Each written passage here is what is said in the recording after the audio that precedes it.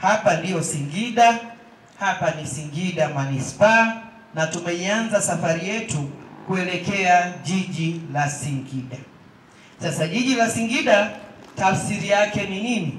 Ni kukua katika eneo letu kiuwekezaji, kibiashara, idadi ya shughuli za maendeleo, makusanyo ya mapato, lakini vivyo hivyo kuongeza watu ambao watakuja kwa maana ya kuja kufanya kazi, sio wale wanaokuja kwa maana ya kuzaliwa.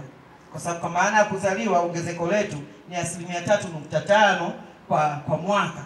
Lakini tunaweza tukawa zaidi ya hapo kama tutawekeza na kuwa na shughuli nyingi, basi wakaja Watanzania wengi na wengine kutoka nje ya Tanzania kwa ajili ya kuja kufanya shughuli za kiuchumi.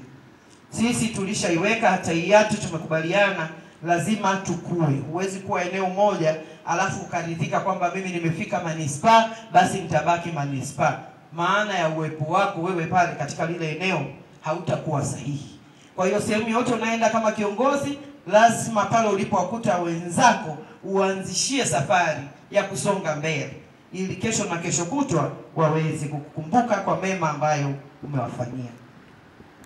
Lakini niipongeze serikali yetu ya Jamhuri ya Muungano wa Tanzania inaongozwa na Daktari Samia Suluhu Hassan, Rais wa Jamhuri ya Muungano wa Tanzania, kwa kushirikiana na sekta binafsi, na leo ni kielelezo sahihi kabisa cha mashirikiano mema ya sekta binafsi na serikali katika kuwekeza katika shughuli mbalimbali za kiuchumi.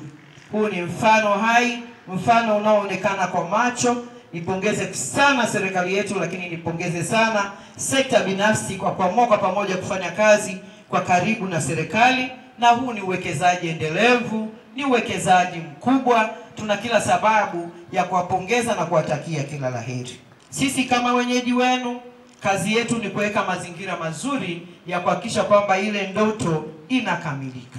Tunataka kila mtu akikaa akiwaza, anasema sehemu sahihi ya kwenda kuwekeza ni mkoa wa Singida.